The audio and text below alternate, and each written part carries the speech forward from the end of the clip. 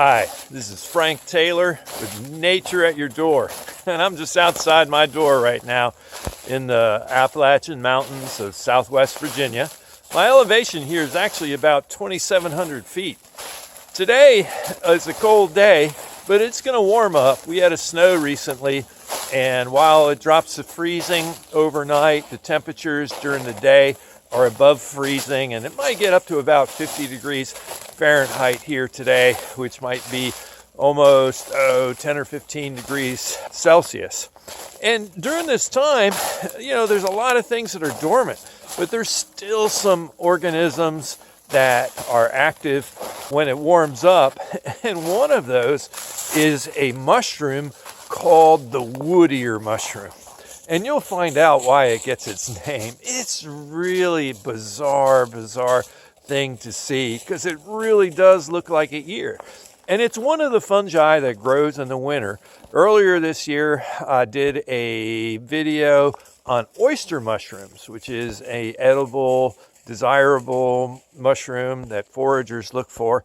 And most foragers look for mushrooms during the summertime, but there's a couple that you can find in the winter. Oysters mushroom is one, and the other one is this one called wood ear. So today I'm going to talk about wood ear, talk about the amazing diversity and variety in nature and how nature is sometimes beautiful and sometimes it can be just strange, like this fungus here. And fungi have many different shapes and colors and such great diversity. So it's going to be really cool to see wood ear.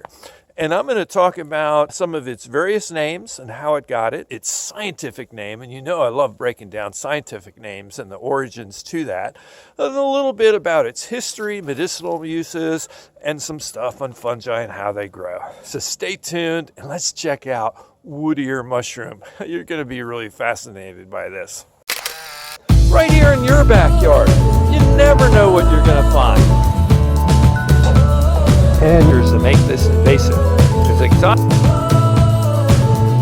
the front yard. Dogwoods are flowering. And I just took a couple swipes of terrestrial environment. Produce seed pollen. And it's... So this time, this mushroom, I didn't find it actually in the woods. I found it on the edge of the woods, growing on a rotten root in a little bit of a grassy area. And it's so amazing. Look at it.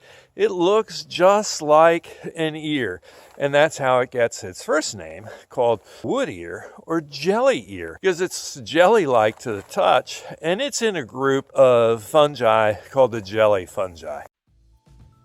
While this video is primarily about wood ear, I just had to show you some of these other fungi that I saw on this walk today when I'm filming it. And it's just amazing the variety of things and the things you can still see here in winter time. So take a walk in your area and check out the trees and the rotting wood and see what you can find. It's so cool, the variety that can be found really year-round here. Some of these are growing now, some of these are dormant, but they're still there for you to see and discover. And the variety is always amazing.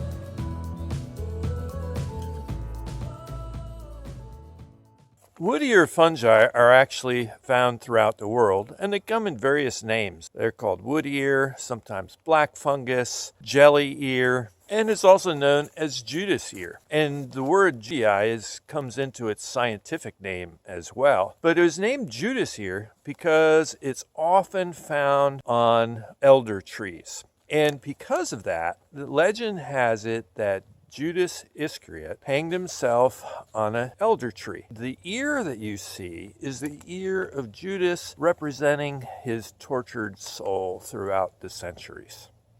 Its scientific name is Auricula-judas. All the species throughout the world were once included in this species name, but it's been since broken down by taxonomists, and there's still a little bit of disagreement between them and exactly how to categorize them and name them. This one I'm looking at might technically be correctly called Auricularia americum. So there's a number of different scientific namings, and they all go back to the Latin auricula, has to do with the ear in Latin, or the outer part of the ear. So it's aptly named scientifically.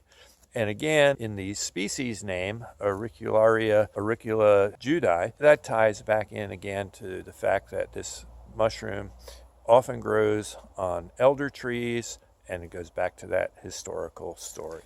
When I talk about mushrooms and show people mushrooms, I always want to remind them that the mushroom is really just a fruiting body of the larger organism. What we see on the outside of this log is the fruiting body that produces spores, so it's a reproductive structure. The rest of the mushroom exists as fungal hyphae, which are like hair-like strands that penetrate into the rotting wood and release enzymes as they grow. And these enzymes decay the wood, and in turn, the mushroom hyphae absorb nutrients that are around it. I'm really not a mushroom expert, but I'm fascinated by them. And I always tell people, don't go out and eat mushrooms based on what I've told you or what I've shown you. You want to go with an expert and really learn. And I recommend other websites that specialize in fungi. I have a really good friend that has a great website on fungi. It's called Wild Meat Lest Eat. And he is an expert on identifying fungi and also showing you how to prepare them and eat them. So check out his videos too. Wood ear is commonly known in Europe, grows around the world, very well known in China, where it's an important stock part of a lot of different soups and stuff. The Chinese demand for it was so big that Australia for a time, and I don't know if they're still doing it today, but they were growing it and shipping it commercially for the Chinese market. Here in North America, it's eaten, but it's not really well known or as popular as many of the other mushrooms. It's said not to have a whole lot of flavor, but it adds an interesting texture to stir fries or soups. In Australia, it's found on eucalyptus trees and in rainforests. The wood ear can grow on a variety of different hardwood trees besides elder, where it's best known. And it also has a lot of medicinal properties. It was used extensively in Chinese medicine, and today some scientific studies have looked into it as an anticoagulant and anti-tumor, and for hypoglycemic and cholesterol lowering qualities, and also as a blood thinner. It's really interesting to see how some of these things had been used medicinally in the past. And remember that a lot of our medications that we use today come from plants and fungi. I'm really not a big mushroom forager. I just like seeing fungi for their diversity and variety. And this one really is particularly fascinating because of its shape. And it's so unusual to see because it really does look like an ear. So I hope you enjoyed this episode of Nature at Your Door. Check out some of my other videos on fungi. I got a fungi playlist that if you're interested in fungi, you might enjoy watching. So thank you for watching. Please subscribe if you like what I do. Please hit that like button, and that helps me share this with more people. Thanks for watching.